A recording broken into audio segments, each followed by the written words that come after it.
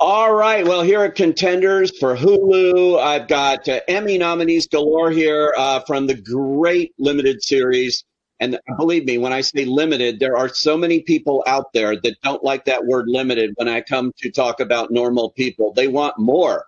They want more. And maybe we'll find out if there's any chance somewhere in the horizon that we'll see more of these characters because certainly they've made an impact. The show is Normal People.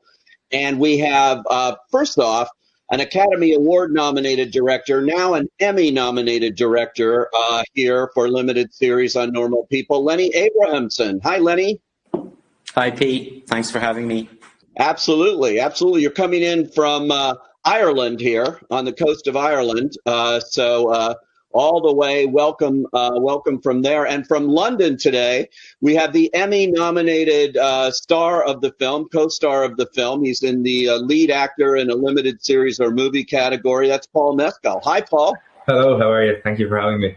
Congratulations to both of you. And what an achievement here. And Paul, particularly considering this is the first work you've basically done with a camera. I mean, you're a stage actor and all of that. And what a hell of a debut. What a way to come in. Congratulations on this Emmy nomination. Thank you very much. It's been a bit of a crazy week, kind of glued to my phones, talking to family and friends. It's been really, really exciting and a baptism of fire on all fronts. I wonder if you could have imagined that when you started this film, that it would lead all the way here where you are right now. Yeah, no, I didn't imagine it going this way, and it just feels like the last 3 months, even with lockdown, has been a bit of a whirlwind. Lenny, this show has just taken off beyond your wildest dreams, I think. And I'm wondering, now that you've had all this acclaim and everything, what initially attracted you to it? Why did you want to do this in a television format and bring normal people to people this way? Well, I think in the last years, we've sort of really learned that television is not in any way the little sort of brother of movies. It's television has, in this sort of renaissance period, has had such a kind of impact, and the quality of the shows is so amazing that I think for a while I've wanted to try and work in that space and I think have the kind of screen time to tell stories in a very intimate and detailed way without the same kind of story arc pressure that you get in a movie, perhaps. And Normal People, Ed Guiney showed it to me, and we both were in love with the novel and both felt that it was just this extraordinary look at this crucial phase in a person's life, the sort of transition into adulthood, the leaving of home place and going out into the world. And it also fit because it's episodic, and it takes place over a long period of time, over 4 years. It seemed to fit that television space really, really well, and we decided that we would, that's how we would approach it. And so there was never any real thought of making it as a movie. It felt like it lived in television better. Well, let's see how you've approached it here. I'm going to show a brief clip from the show to give people an idea, those who haven't seen it and those who have. Let's take a look at Normal People.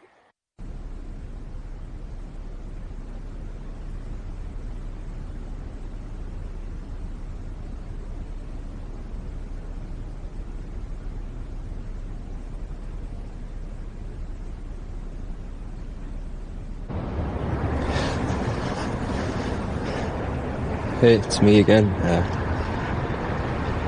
I know it's late to be calling and all that, and I know you probably don't want to talk to me or anything, but I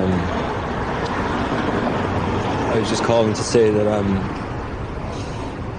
miss you. See, I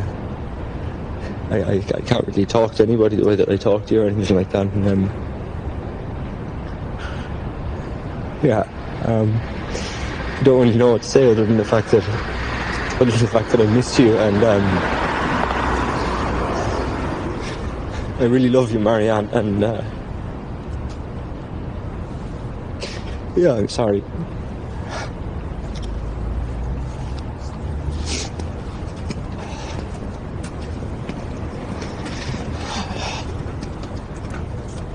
Wow, you know, there are so many emotional scenes here, intimate scenes. It's unlike anything I've seen in terms of a TV series, whether limited or not. It's a very unusual approach, Paul.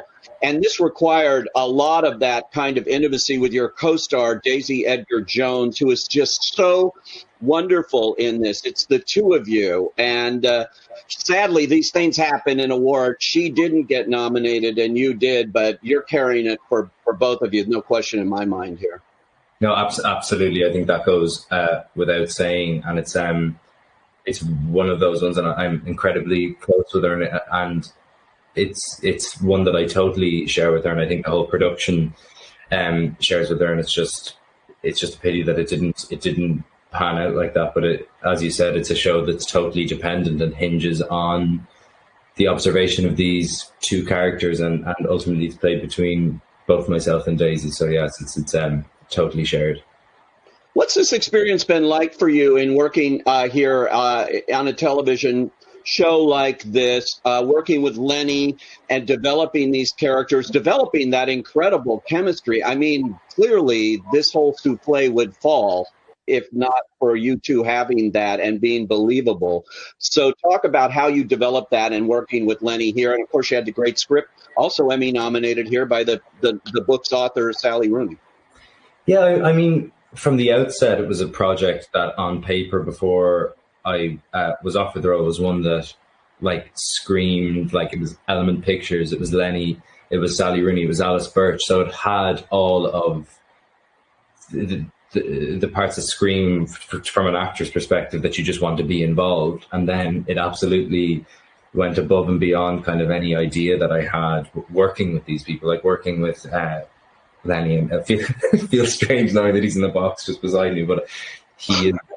Yeah, come on. No, I mean, like, I was definitely very nervous stepping into something that I had no kind of experience with the medium, and he is just the most generous director, and everything is about collaboration and conversation. And then ultimately, when the kind of pressure comes on in terms of when you have to deliver these big moments, you feel like you're working within a team towards a kind of common goal. And the way that Lenny kind of generates that confidence in you and gives you notes at the kind of perfect time in critical moments is just something that it feels like it's almost conducting an orchestra to a certain extent, and kind of picking it's just the timing of it on set. I was looking at it like, because all I'm concentrating on is communicating with Daisy 90% of the time, whereas Lenny's looking at the overall picture, and I was just kind of in awe of what he does, and I think the series shows that. Yes, and totally, and working with Sally Rooney, the author of the novel, and all of that, I think lent that too. And also, I got to talk to you about the camera work here, and with your cinematographer and the close-ups, and this is such an intimate story, and the camera is such an important part of bringing that home to the audience, I think, here. Yeah, I suppose the style. I mean, we were, I think, from the beginning, very keen to. It's a story about intimacy, because it's about the intimacy that exists between Marianne and Connell, but it's also a story that benefits from being told sort of intimately, and a story that works, I think, when the audience feels like super close emotionally to the characters. And so we were very keen to, rather than presenting a kind of pre-digested set of ideas that you could sit back and have wash over you, we wanted to sort of bring the audience in to be captured by the atmosphere that existed around these two people. And so there's, I think, myself and Susie Lavelle, this brilliant cinematographer that I had the privilege to work with, really just developed a kind of language around a certain kind of close focus, close-up shots, which in a way make you feel like you're inside the frame. They kind of break, I hope, out of the sort of formality of a frame close-up and into something which feels like you're really breathing with the characters. And we shifted between that style and a more kind of external or graphic style, and deciding how and when to do that and letting that breathe with the story it feels like it's partially one of the reasons why that intimacy is there. But I should say also that, you know, none of that would be possible if the performances weren't as exquisite as they are. You know, Daisy and Paul were so profoundly believable together that you could sit and watch them and allow the audience to form their understanding actively of what this relationship means to them. If it was a bit, if that wasn't there, you'd have to do an awful lot more kind of setting up work to tell people how to feel, to tell them that they're in love. Whereas you could look at these two actors and their work was so delicate that that sense of their relationship was just present, and you could say so much with very simple, very intimate shooting style. Yeah, and I read, Paul, that you never want to do another scene without an intimacy coordinator. I love this. This is a new role on film, the intimacy coordinator. But you and Daisy worked with someone like that, right? How does that help? So I probably meant in the sense that any kind of scene where there is like intimate content, I wouldn't do with it. I think I could live without an intimacy coordinator if it was a scene where I was just going to the shop, for example. But I mean that in the sense that, I don't know, because I have no other context for it in the sense that I haven't played love scenes on screen before. But I just know how vital Ita O'Brien, who was our intimacy coordinator, was to the process, because I think she just allowed us to talk about the scenes in a very professional manner, but also without kind of making it feel clinical and removed from the kind of emotion of the scene. She gave us a clear, distinct language in which we could approach it from an actor's perspective, and I imagine it was very much the same from Lenny's perspective. And I don't know, just because those scenes kind of are difficult to wrap your head around in terms of approaching performance.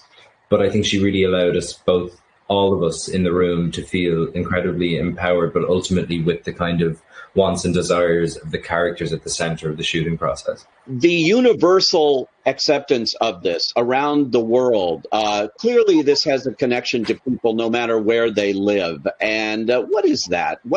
Is there something with this time we live in, the pandemic, people being alone? Why do you think this is particularly hitting right now? I think there are probably a number of reasons. In a really simple way, it's a love story. And, that's one of the, it has that shape that's such a quintessentially engaging kind of story that we can, what one hopes all relate to. And it's about a time in people's lives, whether you're going through it at the moment as a viewer or whether you went through it 30 or 40 years ago, that phase in a person's life where they step out of the family and the home place and move out into the greater world. I think that's something that people in all cultures experience. But then I think you're also right, Pete, that it has something to do with the moment, because, one of the things people miss, I think, and not everybody, some people are lucky to be with their families, but many people aren't, and many people are craving intimacy and closeness and human contact, and that's what this show is about. And also I think there's a kind of anxiety in the air at the moment, and you can go two ways with that. You can look to escape it, or I suppose in the case of normal people, there is just a sense that maybe the important things of life, like love, like closeness, they become more important when the stakes are higher. And so I think that definitely probably did benefit our show. Mm-hmm. Yeah. Paul, do you want to revisit these characters down the line, 5 years, 10 years? What happens to them? Do you need to know yourself? The answer to your first question is yes. From an actor's perspective, I don't think it gets any better from the kind of format, getting to kind of exist within those characters for a prolonged period of time. The answer to your second question, I don't know if I need to have a steadfast understanding of where the characters are at the moment, and I don't have that. And I think that's kind of, I did maybe a month ago, but now I'm kind of reconciling with the fact that whatever kind of, if there was ever a second season, it could go a myriad of different ways, because those characters are so complex and they have so many choices to make in the next few years of their life. But I've kind of tactically been quite vague with that answer, and I think that's the right approach. We'll leave it at that. I know Lenny's working with Sally Rooney on an adaptation of her first book. We look forward to that, Lenny. And also, I want to do a shout out to Hetty McDonald, who directed the last 6 episodes of the series. Picked up perfectly, picked the ball up and from Lenny and brought it home. Great work. Thank you for joining us today on the Contenders. And now we have another Hulu show, The Handmaid's Tale.